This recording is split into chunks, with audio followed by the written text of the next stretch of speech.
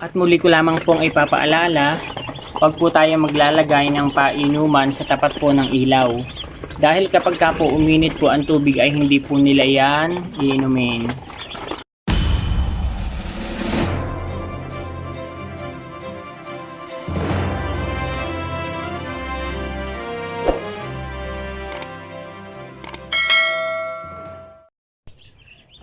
Good morning guys, at ito na nga po, dumating na nga po yung ating sisiw. Ating sisiw. Order po tayo ng sisiw na kaunti lamang muna po.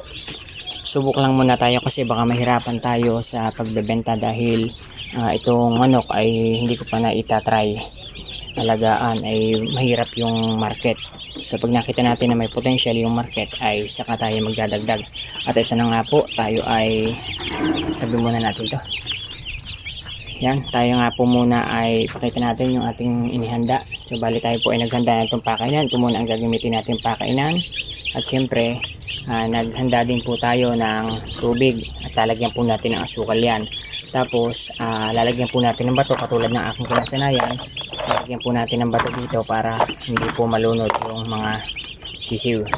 So bali, ilalagyan muna natin ito doon at pagka nakapahinga siya ng mga 30 minutes ay ating lalagyan na po ng painom at lalagyan po natin yan ng asukal.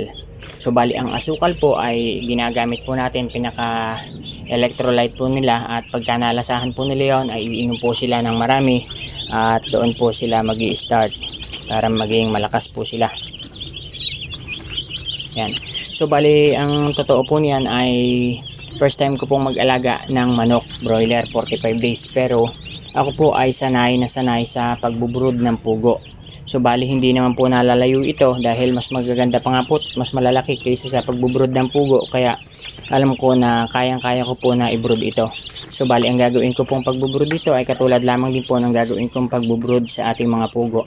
Alam niyo po, ito ay medyo malalaki kumpara po sa pugo. Ang pugo po pag idinating kang gaganto lamang, kasi biruin mo yung itlog ng pugo. Yan, katulad nito. Pero yung itlog ng pugo, ang liliit pag napisa. Ang liliit niyan, parang gaganto lang ang sisiw. So napakahirap po nyo i-brood. At ang gagawin ko pong pagbubrood yan ay katulad po nitong pagbubrood ko sa pugo.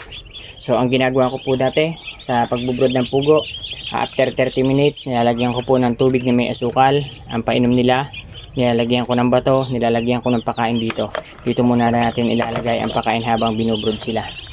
At ganun po ang ating gagawin. Tara po, atin pong dalhin na po doon sa ating brooderan. Bali ito nga po pala ay class A. Yan.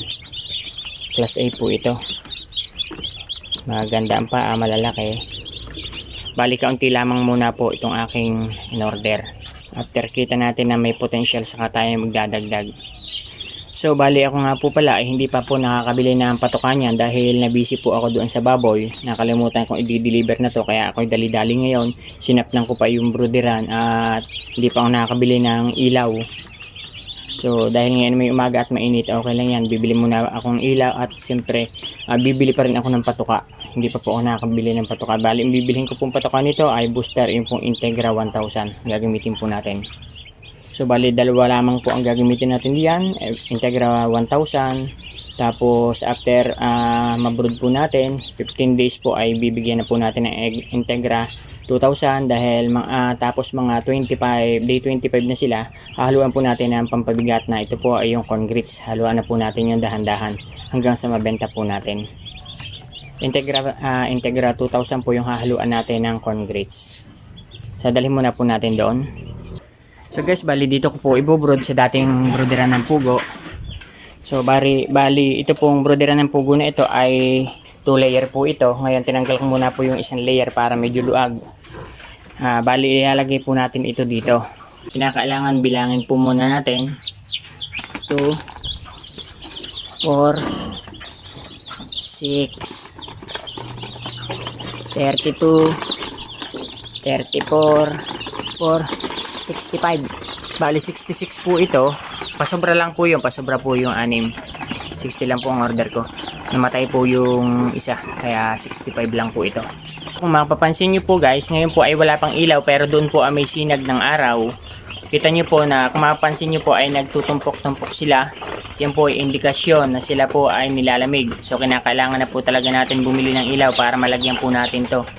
Pwede naman pong dalawang 50 watts at o kaya ay pwedeng dalawang 100 watts. Okay lang yon kasi malawak naman ang galaan nila. Kung naiinitan sila ay lalayo sa init.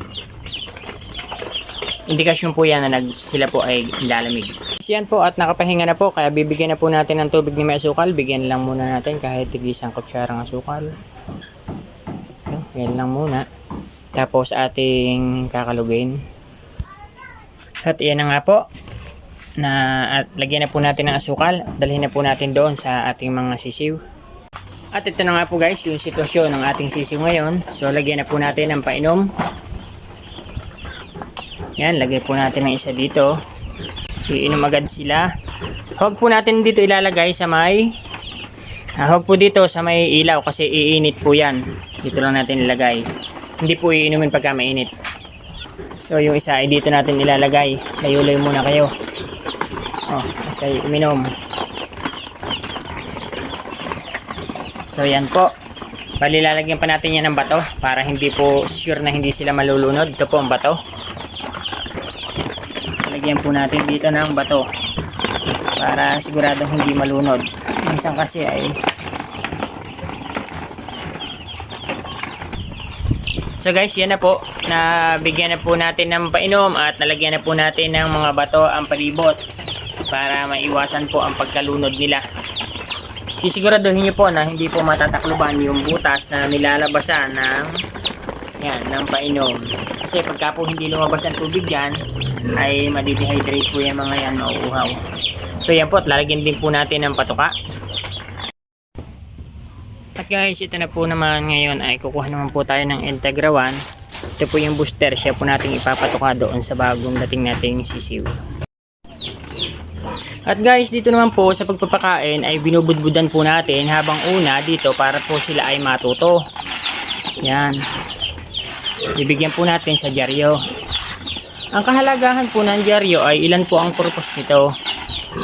Ang purpose po ng dyaryo ay para po sila ay may sapin at hindi pasukin ng lamig.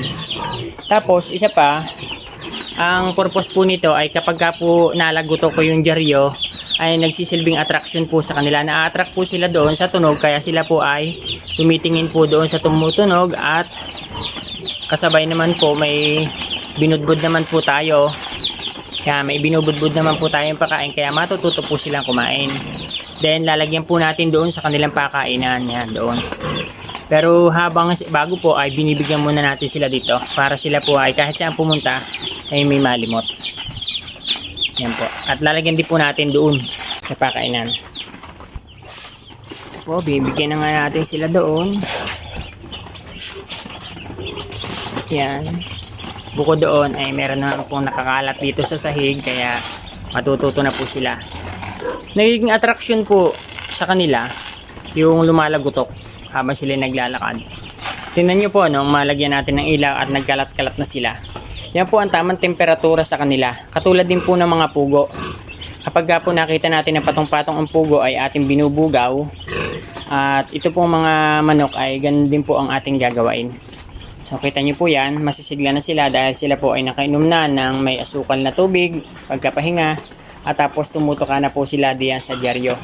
So bali matututo na po yan tapos nilagyan natin doon sa kanilang mga patukaan. Bali nga po palang patukaan na yan at saka itong mga painuman na ito, ang lahat po ng iyan ay ginagamit ko po yan sa pugo.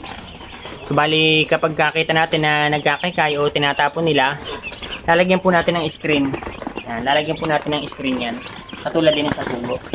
Para hindi matapon at masayang lamang. At ito po sila, may takip. Yan, tingnan po natin. Yan po ang sitwasyon nila dito sa brooderan. At mukhang okay naman po ang temperature nila dahil kalat-kalat po sila. Kapag ganyan kalat-kalat, okay yan. Pero pagka tipon-tipon sila, nilalamig. Para lang pugo. At muli ko lamang pong ipapaalala, huwag po tayo maglalagay ng painuman sa tapat po ng ilaw. Dahil kapag po uminit po ang tubig ay hindi po nila yan iinumin. At isa pa, masisira ang kanilang tiyan, sila po ay magtatae. Kaya huwag po nating ilalapit doon po sa tapat ng ilaw dahil mag-iinit po. So yun lamang po, bibigyan ko na po kayo ng mga update sa mga susunod na araw patungkol po dito sa ating ibinobrood.